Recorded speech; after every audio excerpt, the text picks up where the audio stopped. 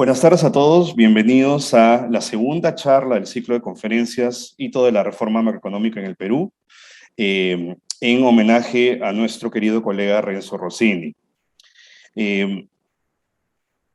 Como comentaron, en breve presentaré a nuestro invitado el día de hoy, y si es que alguna persona en la sala de Zoom tiene alguna pregunta que transmitirle al presentador, háganla por favor a través del chat, y yo hacia el final de la charla, si el tiempo lo permite, le transmitiré la inquietud. También quiero agradecer a todos los que están viendo este video a través de Facebook. Muchas gracias por su interés y por la participación en este ciclo de conferencias. Como respuesta a la crisis financiera global de 2008, los bancos centrales de varios países industrializados, en especial la Reserva Federal de Estados Unidos, aplicaron políticas monetarias expansivas sin precedentes, los famosos QE, ¿no? Quantitative Easing, lo que supuso grandes retos para la política monetaria en economías emergentes. Pero también el retiro de estos estímulos monetarios a partir del año 2013 también supuso retos importantes para nuestras economías. Esta tarde nos acompaña Vicente Tuesta para contarnos un poco más sobre estos retos. Su perspectiva es sumamente interesante, pues él ha sido un participante en el mercado, administrando activos por cientos de millones de dólares, y ha experimentado los vaivenes de estos eventos mientras se desencadenaban. Vicente es socio y CEO de Picton Perú. Fue gerente general y gerente de inversiones de AFP Pro Futuro, gerente de estrategia de AFP Prima, Chief Economist de Deutsche Bank Perú y subgerente de investigación del Banco Central de Reserva del Perú. Ha investigado sobre temas de macroeconomía internacional y política monetaria. Sus publicaciones científicas aparecen en diversas revistas como Journal of Monetary Economics, Journal of Money, Credit and Banking, Journal of Economic Dynamics and Control, entre otras. Vicente es economista por la Universidad del Pacífico y PhD en Economía por NYU, New York University. Quizás no muchos lo sepan, pero Vicente pertenece a una de las generaciones de funcionarios del BCR que se doctoraron en universidades de alto prestigio internacional en el extranjero y que regresaron para hacer escuela dentro del Banco Central. Ojalá que en algún momento esa historia sea contada con el detalle que merece, porque creo que la contribución de esas generaciones para modernizar el BCR y elevarlo a la institución de nivel internacional que es hoy en día, es mucho mayor a lo que de repente ellos mismos pueden notar. Vicente, muchísimas gracias por tu tiempo y por tu aporte en este ciclo de conferencias. Bienvenido. Gracias, Diego. Voy a compartir la pantalla. Bueno, Diego, muchísimas gracias por la tan amable introducción. Para mí es un gusto estar en este ciclo de conferencias de la Universidad del Pacífico en homenaje a un ex colega, gran colega y amigo, Renzo Rossini. La verdad que es un placer estar acá. Y como mencionaste muy bien en la introducción,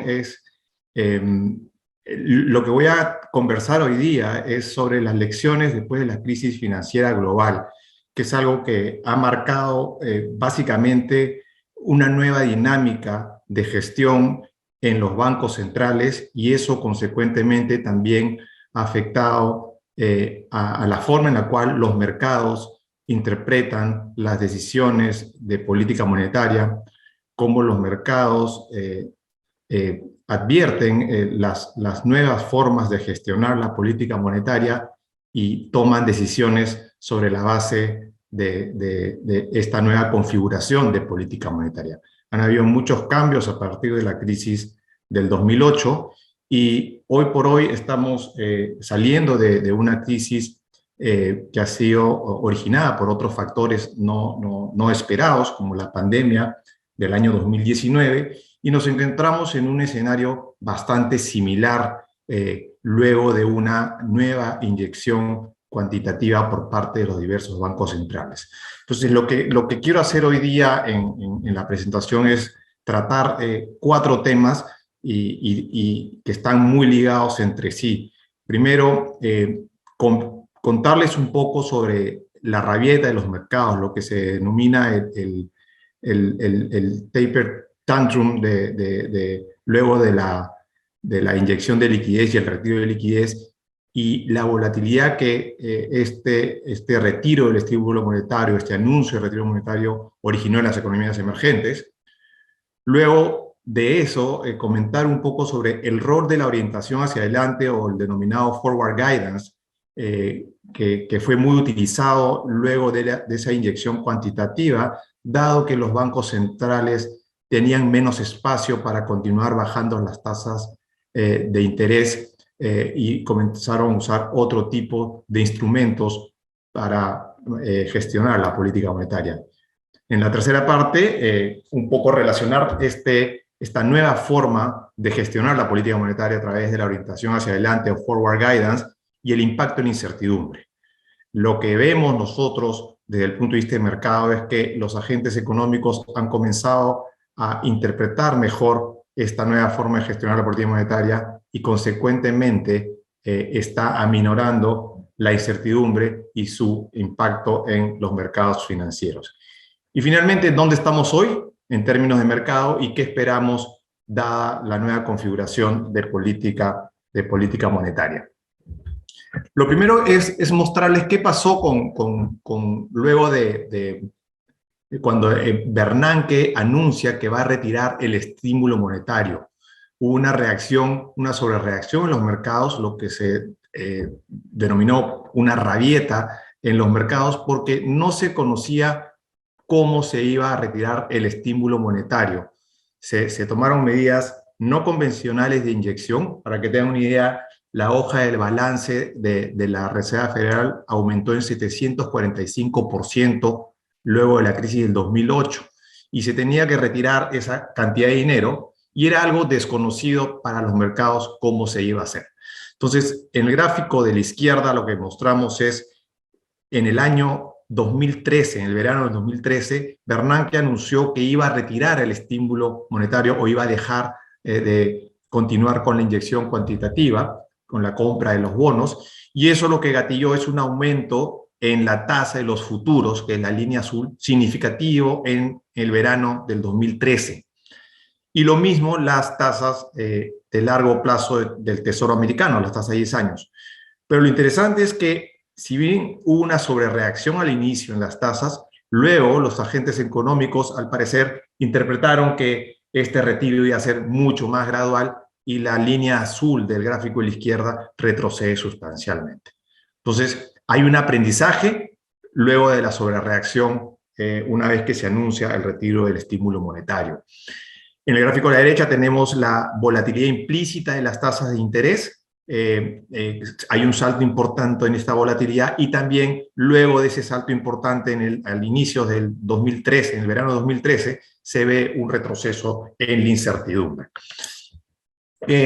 Y como mencioné, la reacción fue inusual en las economías emergentes. En este gráfico vemos los flujos de capitales, tanto en bonos como acciones, en el gráfico de la izquierda, en junio del 2013. Estos son los Z-score de estas variables, y se nota que hay una caída dramática en los flujos de capitales en varios países emergentes, incluidos países latinoamericanos como de Asia emergente. En el gráfico de la derecha tenemos el salto importante en los tipos de cambio nominales en estos países. Entonces, sí fue una sobrereacción, más allá de la que se anticipaba en el mercado, y nosotros, desde el punto de vista del mercado, lo atribuimos a este desconocimiento de cómo se iba a retirar, y hay algunos elementos adicionales que voy a mencionar a continuación. El primero es el siguiente. Luego de la crisis, los mercados emergentes recibieron alrededor del 50% de los flujos de capitales, versus el 20% antes de la crisis. En el gráfico de la izquierda lo que tenemos es el flujo de capitales, a dónde iban el flujo de capitales, y gran parte, pre-crisis, entre el 2002 y 2008, se redireccionaron o fueron hacia las economías desarrolladas, que son la barra azul del gráfico de la izquierda, y solo un 20% a las economías emergentes. Sin embargo, después de la crisis del 2008 y luego de la inyección cuantitativa, disminuyó el riesgo en estas economías o la percepción de riesgo en las economías emergentes. Las tasas de interés en los países desarrollados ya eran lo suficientemente bajas y muchos de los inversionistas fueron a la búsqueda de retorno en economías emergentes que supuestamente tenían buenos fundamentos macro, como latinoamericanas y las economías de Asia emergente. Tenían unos fundamentos relativamente buenos, pero lo más importante es que tenían tasas altas y de cara al inversionista eran lo suficientemente atractivas dado el riesgo que se estaba tomando. Entonces hubo una búsqueda de retorno y es por eso que luego de la crisis financiera del 2008 los capitales por el lado de los flujos de capitales hacia el portafolio fueron hacia las economías emergentes. En el gráfico de la derecha lo que tenemos es lo mismo, pero ya por grupo de países, y se observa claramente que gran parte del flujo fue a Asia emergente y economías latinoamericanas. ¿Qué más ocurrió luego de la crisis y por qué se dio esta sobrereacción en el año 2013 cuando se presagiaba y se anunció un retiro del estímulo monetario? En el gráfico de la izquierda tenemos el flujo de portafolio, la desagregación de los flujos de capitales a las economías emergentes. Y lo que notamos es que gran parte del flujo fue un flujo de portafolio, tanto en renta fija como en renta variable. Si vemos la línea azul, es mucho menos pronunciada que la línea roja, y la línea azul son la inversión directa extranjera, los flujos son menores, y la línea negra son otros flujos que están relacionados a los créditos corporativos a las empresas a nivel internacional. Y eso también disminuyó y eso tiene un correlato muy importante con el desapalancamiento de los bancos. Entonces, claramente ese flujo importante relativo al flujo a economía desarrollada está ligado a un flujo de portafolio que es mucho más transitorio en la búsqueda de retorno porque la percepción de riesgo de estas economías era menor y el retorno te compensaba de sobremanera ese riesgo que estabas tomando. En el gráfico de la derecha lo que tenemos es la descomposición de estos flujos de portafolio. Y lo que se nota claramente es que gran parte de los flujos se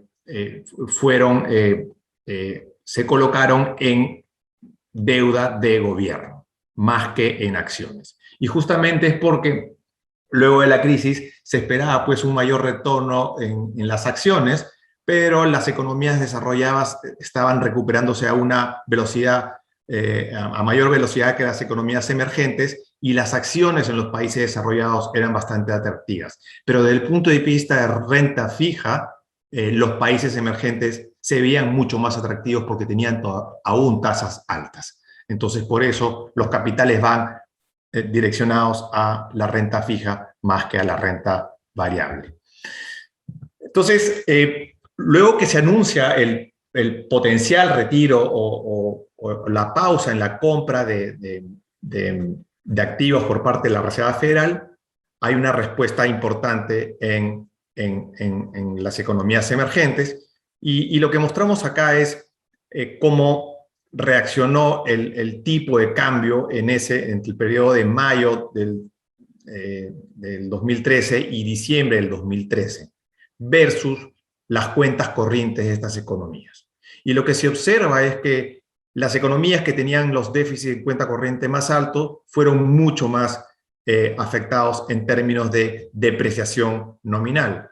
Esas economías en el gráfico están en rojo, son Brasil, India, Indonesia, Turquía y Sudáfrica. Entonces, definitivamente los fundamentos macro importan cuando hay esta reversión o esta reversión en los flujos y también cuando hay una venta de los activos de riesgo que pueden ser la moneda, los bonos y las acciones. claramente, si vemos acá, hay una relación clara entre los déficits en cuenta corriente y las depreciaciones de estas monedas.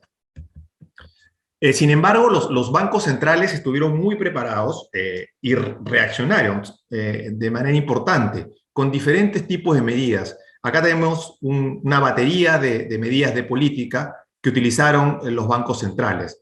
Entre ellas está movimientos de las tasas de interés, que es la gran mayoría, subieron las tasas de interés. Medidas macroprudenciales también en algunos países como India, Indonesia. Algunos controles de capitales, también medidas relacionadas a controles de capitales como Brasil, India, Indonesia, intervención cambiaria activa en gran parte de los países y provisión de medidas que proveían liquidez para capear la tempestad. Entonces, el mensaje de esta tabla es que los bancos centrales estaban equipados para manejar esta incertidumbre y los bancos centrales que reaccionaron oportunamente lograron mitigar los efectos de esta volatilidad cuando se anunció el retiro del estímulo monetario. Y justamente en esta diapositiva vemos cómo inicialmente los países que tenían cuentas corrientes con mayor déficit depreciaron mucho más su moneda, pero en el siguiente gráfico lo que vemos es meses después, cuando se tomaron las medidas de política monetaria señaladas anteriormente, la depreciación cambiaria disminuyó sustancialmente. Entonces, quiere decir que, de alguna forma, se ha aprendido, se tomó acción y los bancos centrales lograron aminorar la volatilidad cambiaria luego de este episodio de crisis. Inicialmente, en impacto, los mercados no discriminan, los gestores de inversiones no discriminan, y cuando toman una decisión respecto al potencial riesgo en economías emergentes, se toma de manera agregada.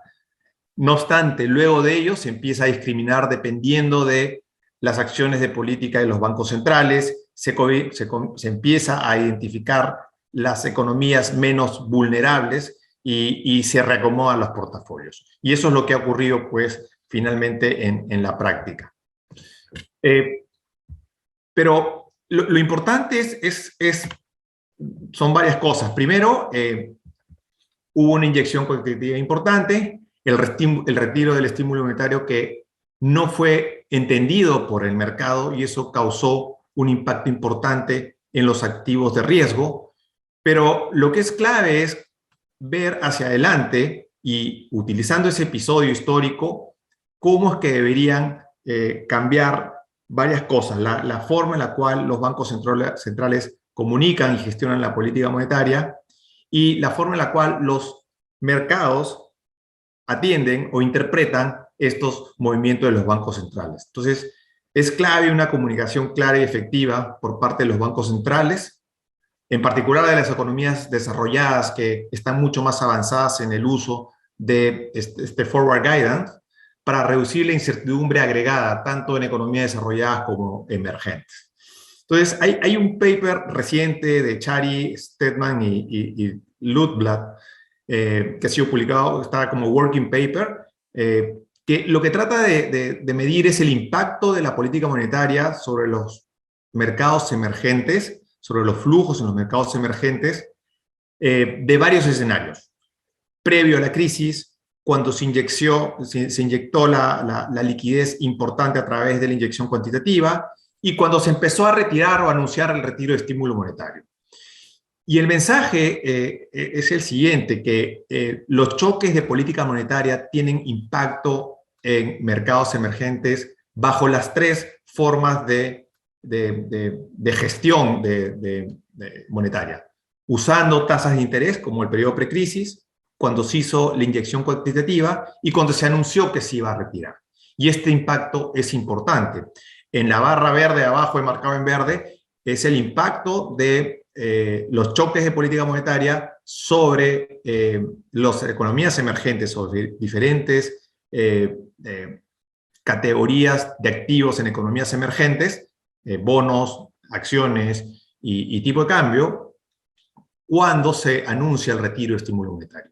Y el impacto es importante, ¿no? Es negativo en general en todos los activos e importante. Y es tan importante, tan material, como el que se obtiene cuando se hace anuncios de tasa de interés previo a la crisis. Entonces, el mensaje, la política monetaria en las diferentes configuraciones tiene un impacto importante en los activos de riesgo en economías emergentes, y dado que la forma en la cual se gestiona la política monetaria es una combinación de aumento de tasa de interés, anuncios sobre qué es lo que van a hacer con la política monetaria hacia adelante o forward guidance, es importante conocer las diferentes formas en las cuales pueden ser afectados los activos dependiendo de la configuración de política monetaria que se utilice.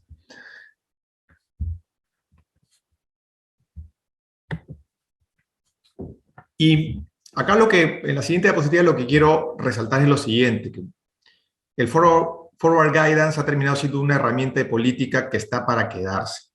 Se ha demostrado que reduce la incertidumbre macro, ancla las expectativas tanto de inflación como de tasas, y tiene un impacto en economías emergentes, sobre todo dado que los bancos centrales tienen menos espacio para bajar tasas, y una herramienta clave es la comunicación sobre la trayectoria futura de tasas. Entonces, en este gráfico lo que se muestra es qué opinan los académicos y los hacedores de política, los jefes de bancos centrales, respecto al rol del forward guidance. Y lo que muestran es que se va a mantener como un instrumento potencial de política. Gran parte de los encuestados, sobre todo los académicos, consideran que esto se va a mantener, menos los banqueros centrales. Y luego hay un grupo que, al final, al extremo derecho del gráfico, que creen que es muy pronto para juzgar. Esta es data de una encuesta que realizó Blinder y otros en el año 2017, y mi creencia es que si hacemos la encuesta hoy por hoy, probablemente las primeras barras de la izquierda tengan un mayor porcentaje. Entonces, el forward guidance está para quedarse, hay que vivir con eso, y los bancos centrales tienen que ajustar varias cosas.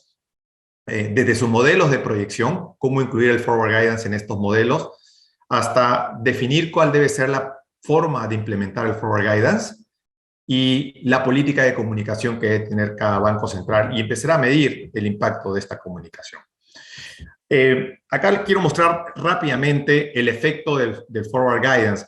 Hay un paper reciente que acaba de ser publicado en el Journal of Monetary Economics 2021 de Eric Swanson, que muestra varias cosas. Primero, que el forward guidance tiene un efecto sustancial y significativo en los bonos de tesoro, en las acciones, bonos corporativos y el tipo de cambio. Este efecto es comparable en magnitud a los efectos de cambios de las tasas de la Reserva Federal en tiempos normales, y los efectos son persistentes.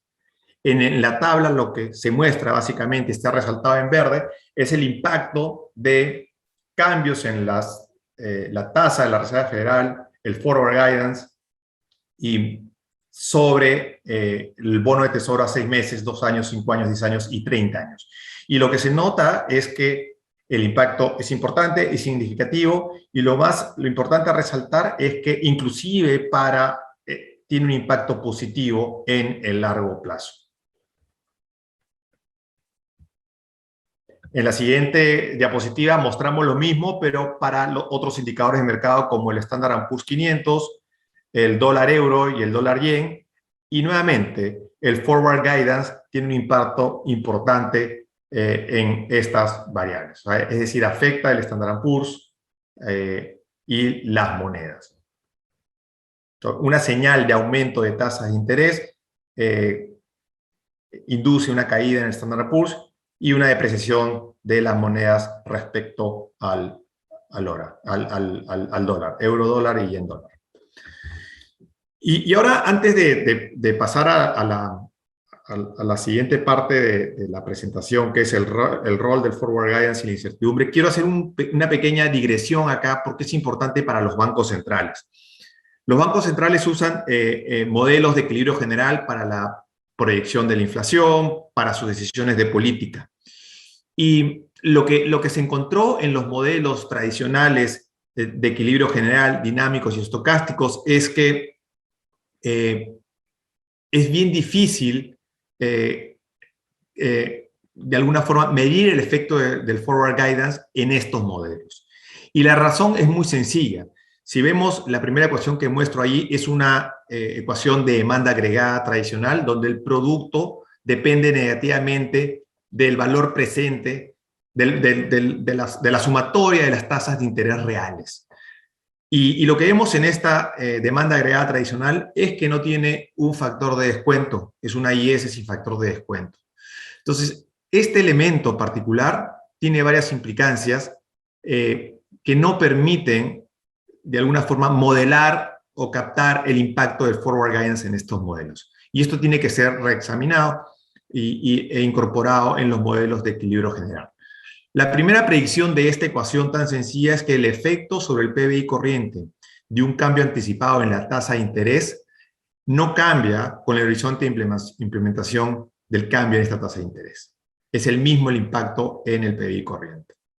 Y luego, lo que también muestra esta ecuación sencilla es que cambios anticipados en la tasa de interés nominal tienen un efecto acumulado más fuerte en el PBI actual y en la inflación cuanto más largo sea el horizonte de implementación.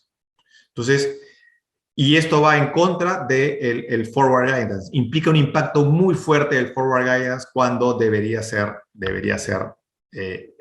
menor conforme el plazo de implementación sea mayor. Y hay varios artículos que han tratado de solucionar esto, y los artículos lo que hacen, incorporan cambios en la forma en la cual los agentes económicos toman atención a las señales que da el Banco Central. Por ejemplo, hay un paper muy interesante recientemente publicado de Javier Gabáis que utiliza economía del comportamiento de tal forma, en el sentido de que los agentes no son plenamente racionales, sino tienen un problema de atención, y este problema de atención hace que finalmente la ecuación de demanda agregada tenga un factor de descuento. Y eso implica que el efecto de cambios futuros en tasas de interés sobre el PBI corriente es menor cuanto más lejano sea el horizonte de implementación. Entonces, todas estas propuestas de cambios al supuesto de racionalidad para los modelos de equilibrio general ayudan a que esta nueva herramienta política pueda ser incorporada en los modelos y finalmente utilizado por los bancos centrales para la implementación de política monetaria. Es decir, que el efecto del forward guidance, conforme más lejano sea el horizonte, sea menor. Y en la siguiente diapositiva, lo que mostramos son los resultados, muestro los resultados de Javier Gabáis. En la primera, lo que se muestra es la respuesta en la inflación en el caso tradicional. En el segundo gráfico es qué pasa cuando los consumidores son inatentos, es decir, no prestan tanta atención a las señales del Banco Central. Y la tercera es cuando los consumidores y las firmas son inatentos. Entonces, lo que se observa en estos gráficos es que conforme incorporamos un grado de inatención en los consumidores y finalmente en las firmas, el impacto de una decisión de política sobre la inflación, por ejemplo, una reducción de tasa, es menor cuando el horizonte en el cual se implementa esta decisión es mayor. Entonces, esto ayuda de alguna forma a reconciliar lo que se observa en la realidad con los modelos que utilizan los bancos centrales para implementar la política monetaria. Entonces, quería hacer un paréntesis ahí porque es importante, si está probado empíricamente que el forward guidance tiene un impacto en los mercados, es una herramienta que puede disminuir la incertidumbre, esto tiene que estar incorporado en los modelos de los bancos centrales de alguna forma para poder realizar las proyecciones y los ejercicios de política hacia adelante. Ahora la tercera parte de la presentación era vincular este forward guidance con incertidumbre. Lo que hemos visto es que hubo un salto importante en la incertidumbre a raíz de esta inyección cuantitativa sin precedentes, y esta mayor incertidumbre se agudizó cuando se desconocía cómo se iba a retirar el estímulo monetario. Entonces, hacia adelante, dado que hay más historia, hay un aprendizaje sobre cómo han actuado los bancos centrales, probablemente la incertidumbre sea menor cuando se intente retirar el estímulo monetario porque tenemos más historia y aprendizaje. Entonces, lo primero que hay que notar es que otro elemento clave y que está en toda boga hoy día en toda la parte académica y de política es los choques de incertidumbre. No estábamos usualmente en los modelos y en la práctica de banca central, se identificaban los choques de productividad, choques monetarios, fiscales, de preferencias y otros. Sin embargo, recientemente hay una literatura en la cual un poco se asigna a la incertidumbre como un factor importante para explicar las variaciones del producto, inflación y otros. Y hay muchos investigadores que están tratando de identificar estos choques de incertidumbre. Acá he tomado unos gráficos de Jurado, Ludvigson y NG de un artículo que han publicado en el American Economic Review 2015, donde construyen un índice de incertidumbre agregando la incertidumbre individual de muchas variables. Es un entorno de muchas variables, 185 variables macrofinancieras, y lo que hacen es identifican pues la parte no explicable, no predecible de estas variables, las agregan y construyen un índice de incertidumbre. Entonces, primero, mostrar que estos choques de incertidumbre son importantes. Este índice de incertidumbre básicamente identifica los periodos en los cuales se aumenta la incertidumbre y la volatilidad en las economías. Y este elemento puede ser súper importante para vincular el forward guidance con esta nueva forma de medir la incertidumbre e incorporarlo en los modelos de los bancos centrales. Acá lo que quiero mostrar es el forward guidance y la incertidumbre. Hay varios artículos sobre eso, uno de Bloom, Econometría, Cristiano y otros, American Economic Review, en lo cual estos autores lo que identifican los choques de incertidumbre como choques importantes para explicar los ciclos económicos. Y de manera más reciente, Alessandri y Muntaz, en un journal en el 2019, publican un artículo en el cual descomponen la incertidumbre dependiendo de la situación en la que está la economía. Y lo separan esto en dos situaciones. Una, tiempos normales, y dos, tiempos de estrés. Y lo que demuestran es que los choques de incertidumbre primero identifican los choques de incertidumbre, es decir, son choques relevantes y luego los cuantifican. Y lo que muestran es que los choques de incertidumbre tienen efectos recesivos en todos los escenarios, tanto en tiempos normales como en tiempos de estrés. Y ellos lo que hacen, identifican este tiempo de estrés con una variable financiera, un indicador de situación financiera, que cuando pasa un umbral, la economía está en esta situación de estrés. Entonces, el mensaje de este gráfico de la derecha es que cuando hay un choque de incertidumbre, es recesivo, tanto en tiempos normales como en tiempos de estrés. Sin embargo, durante tiempos de estrés, el choque de incertidumbre es mucho más recesivo, es 6 veces más grande que el impacto sobre PBI es 6 veces mayor cuando tenemos una situación de estrés versus una situación normal. Las líneas rojas en el gráfico es el impulso-respuesta de la respuesta de la producción industrial de Estados Unidos ante un choque de incertidumbre en los dos escenarios. La línea roja es en el periodo de estrés y la línea negra es en el periodo normal. Entonces, en los dos casos es recesivo. Entonces, lo que hicimos, estamos trabajando en un artículo con Gonzalo Llosa, ex colega del Banco Central, y Fernando Pérez, también ex colega del Banco Central, en algo similar, pero para economías emergentes. Lo que estamos haciendo es tratar de medir la incertidumbre en periodos normales y periodos de estrés para economías emergentes. En esta ecuación que vemos acá es la economía, y lo que quiero resaltar es esta la variable lambda TJ, que es la incertidumbre de esta economía, y la incertidumbre no es otra cosa que la volatilidad de los choques estructurales. Y la variable ST son los tiempos normales, y 1 menos ST, perdón, acá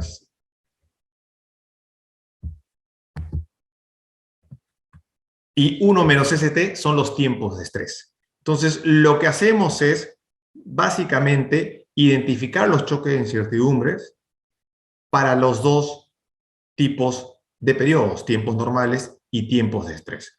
La diferencia con una economía desarrollada como la americana es que para una economía emergente hay dos variables que son fundamentales: el tipo de cambio nominal y una variable de condición financiera. Y para eso nosotros utilizamos el envy spread. Entonces, lo que mostramos en la siguiente diapositiva es este ejercicio lo hicimos para economías latinoamericanas. Incluimos en la muestra Perú, Brasil, Chile, Colombia y México. Y la variable que mostramos acá es este índice de incertidumbre económica para todos estos países. Y hay varios temas a resaltar. Primero, que identificamos el choque de incertidumbre. Segundo, que durante los periodos de crisis esta medida de incertidumbre salta de manera importante.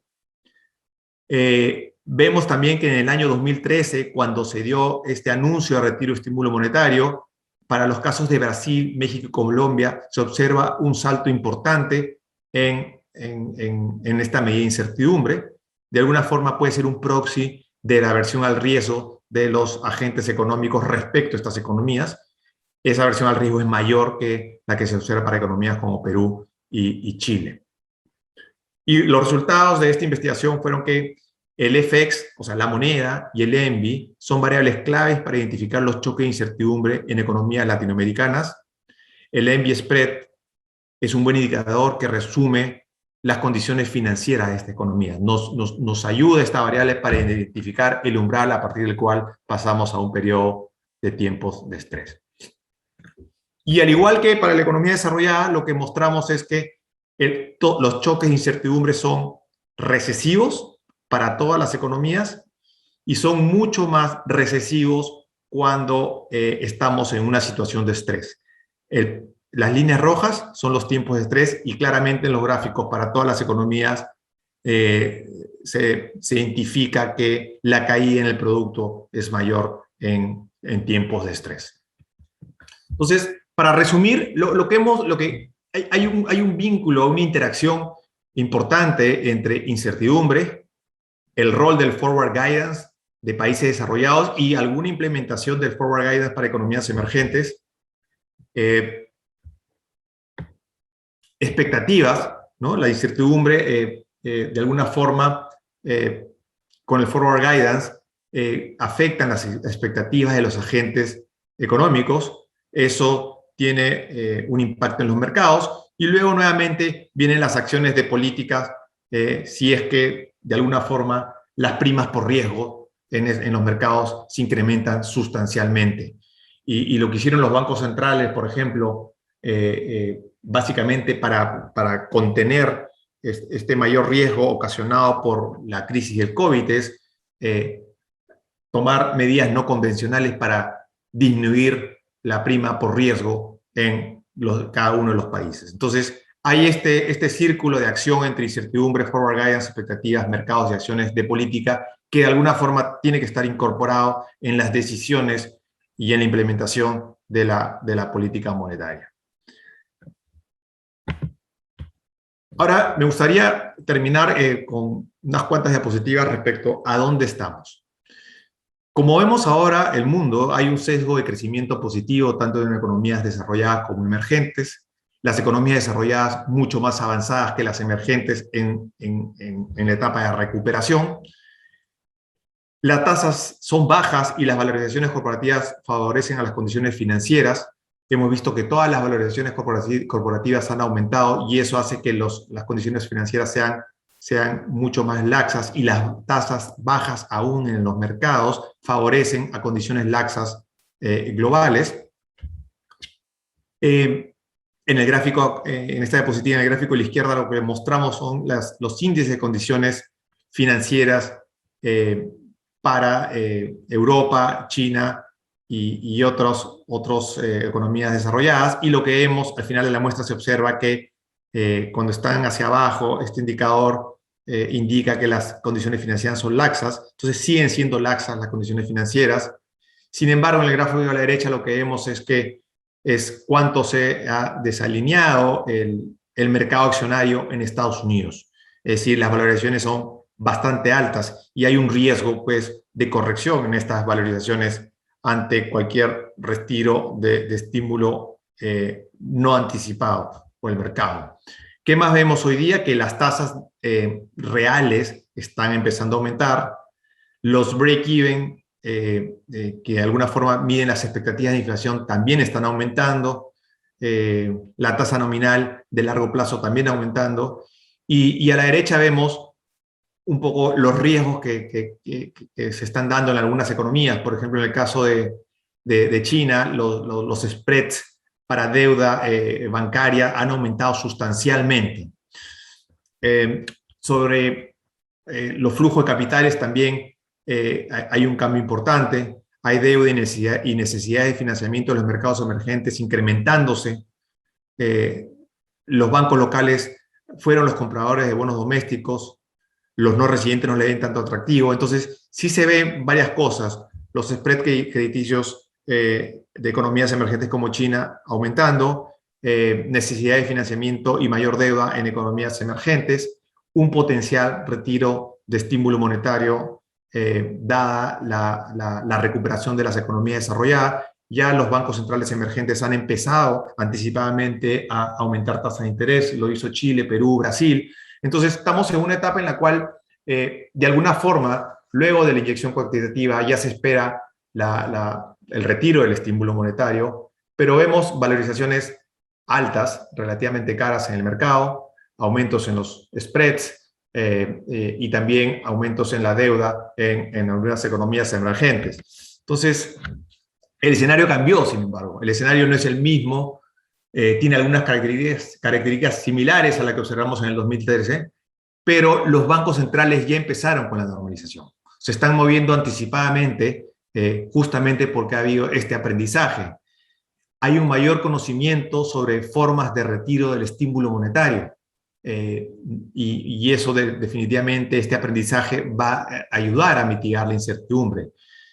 El forward guidance es más creíble y tiene más historia. Por eso hemos visto que de alguna forma se hablaba de este posible impacto en los mercados de retiro de estímulo monetario en febrero o marzo de este año. Hubo una corrección en los mercados, pero esa corrección no fue tan material porque se comenzó a identificar la forma en la cual iba a retirar el estímulo monetario la Reserva Federal y se presagiaba que iba a ser más gradual. Como mostramos, los bancos centrales cuentan con instrumentos para manejar estos choques de incertidumbre. Entonces, en conclusión, nosotros hacia adelante vemos un menor impacto potencial en los mercados financieros de este retiro de estímulo monetario por el aprendizaje respecto a los mecanismos de retiro y porque el forward guidance tiene un rol en anclar expectativas, en disminuir incertidumbre. Sin embargo, hay casos ya muy particulares, con riesgos idiosincráticos relevantes como el que estamos viviendo hoy día en el país, que sí pueden ser más afectados. Y finalmente, una línea sobre agenda de investigación. Hay una interacción importante entre los choques de incertidumbre y con las nuevas formas de gestionar política monetaria. Y creo que incorporar estos elementos en los modelos tradicionales y empezar a medir los impactos y cuantificar empíricamente la relevancia de estos modelos es una avenida interesante de investigación. Bueno, unas referencias, y eso es, Diego, lo que había preparado para la charla, y encantado de responder a las preguntas que puedas tener y las del público. Muchas gracias. Muchísimas gracias a ti, Vicente. Es sumamente interesante la presentación. Bueno, el tema es realmente apasionante. Y dado que cierras con un toque más académico, yo quiero hacerte una pregunta al respecto sobre esa evolución de la literatura de análisis de política monetaria, porque por un lado, está peleando la literatura para poder incorporar nuevamente cantidades en el análisis, ¿no? Crédito, por ejemplo, ¿no? En el modelo estilizado para poder hacer análisis de política monetaria. Y por otro lado, como bien has mencionado, han comenzado a aparecer propuestas sumamente interesantes. Todavía falta que valide empíricamente sobre cómo modelar forward guidance, como mencionaste, como una especie de regla de política, ¿no? Como una especie o de instrumento de política. Pero, ¿cómo crees tú que interactúan ambas o que interactuarían ambas? Porque finalmente la gran inspiración de Forward Guidance tenía que ver con el retiro de un estímulo completamente implementado por grandes cantidades, ¿no? O sea, un estímulo que no podría ser correctamente bien explicado en el modelo más estilizado de política monetaria, ¿no? No sé cómo ves o si te has puesto a pensar cómo ambas cosas interactuarían. Y tengo una segunda pregunta que por ahí mencionaron, me parece sumamente interesante, ¿no? Y justamente es, empíricamente en los trabajos que se están comenzando a desarrollar en la literatura, ¿cómo es que se mide la idea de forward guidance, ¿no? Porque forward guidance claramente es una idea, un concepto, ¿no? Eventualmente en el contexto de un modelo teórico podrían establecerse horizontes y anuncios predefinidos, etcétera. Pero en la práctica, esta literatura empírica, ¿cómo ha abordado el tema de medir forward guidance para luego poder medir los efectos del forward guidance? Gracias Diego, por las preguntas que son súper válidas y creo que has dado en el clavo porque debe haber mucha gente que está tratando de modelar e incorporar esto valga la redundancia, en los modelos tradicionales. Y es una pregunta difícil de responder. Yo lo que sí puedo decir de todos los modelos que han tratado de incorporar cantidades en los modelos de equilibrio general, básicamente lo que han tratado de hacer es, incorporando las cantidades y tratando de medir esta inyección cuantitativa, el mecanismo de transmisión a través del cual afectan al resto de variables es a través de la prima por riesgo. Entonces, y ahí estoy tratando de vincular esta prima por riesgo, o sea, estos modelos entran las cantidades, afectan la prima por riesgo, disminuyen la prima por riesgo, por ejemplo, si hay una inyección cuantitativa, y el forward guidance lo que hace también es,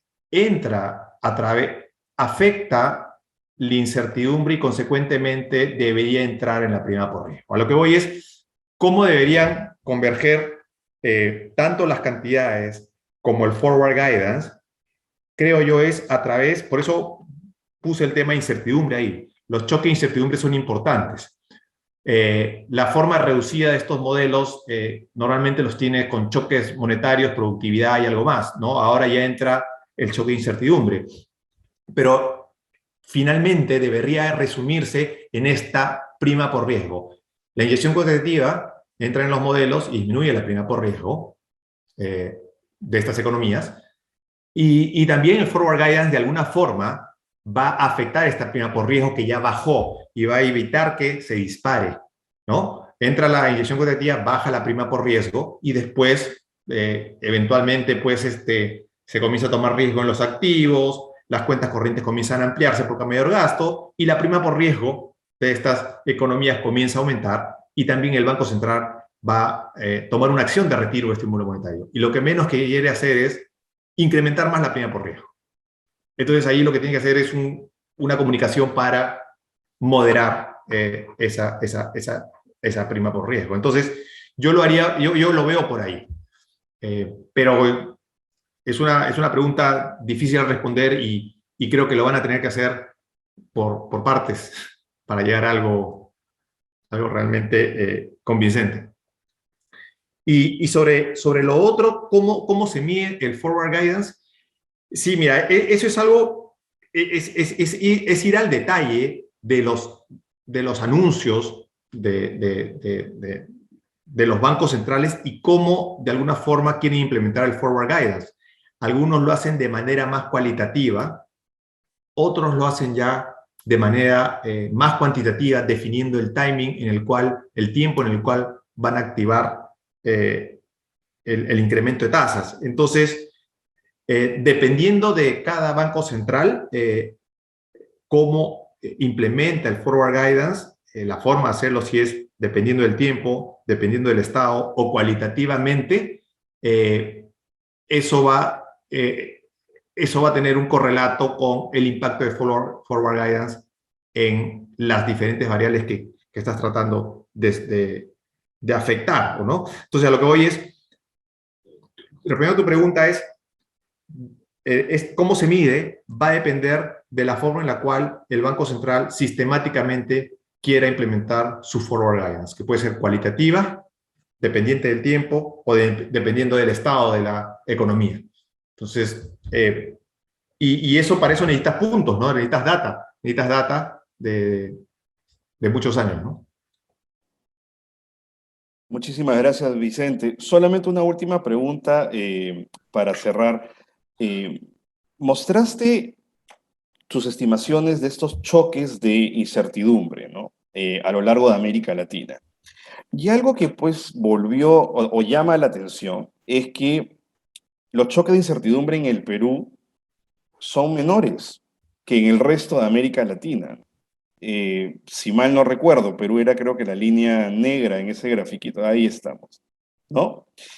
Eh, yo me imagino que en algún momento te has detenido con tus coautores y has dicho, ¿y esto, no, qué está pasando acá? Y esa es la pregunta que te hago, ¿no? ¿Qué explicación han ensayado para eso? Porque curiosamente esto también como que tiene relación con otro hecho estilizado de economías latinoamericanas y el tipo de cambio real en el Perú es inexplicablemente poco volátil. ¿No? No sé si tenga alguna conexión, seguro que la tiene. No sé qué has pensado al respecto.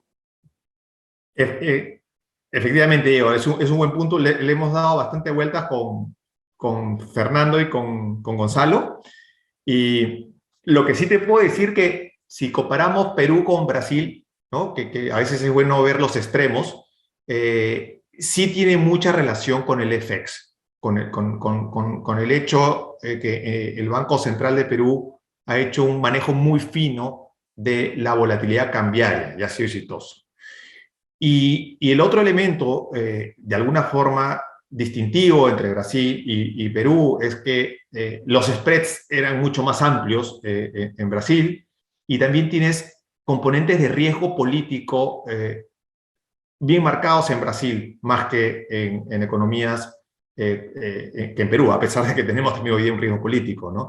Y el otro tema es también, que es clave, es que es un mercado mucho más profundo, el mercado de activos, el mercado de bonos y de acciones en el país, ¿no? En Brasil. Entonces, cuando hay una situación de incertidumbre, la aversión al riesgo golpea mucho más a Brasil porque la salida pues, por flujo de capitales es más importante. Entonces, yo creo que ahí hay un espacio para entender mucho más estas medidas, pero sí, de alguna forma, en el manuscrito que tenemos, identificamos esos puntos cuando nos ponemos en los casos extremos como Brasil y Perú, por ejemplo, ¿no? Perfecto. Otro tema de cantidades, ¿no? Interesante. Bueno, muchísimas gracias, Vicente. Ya no hay más preguntas y estamos, el timing ha sido perfecto, casi como una política de forward guidance muy bien implementada. Quiero agradecer muchísimo nuevamente tu participación, Vicente, en este ciclo de conferencias en homenaje a Renzo. Y bueno, damos por concluida la charla. Espero que, como yo, todos los asistentes y quienes están viendo esto a través de Facebook hayan disfrutado de la exposición de Vicente. Gracias, Vicente. Muchas gracias, Diego.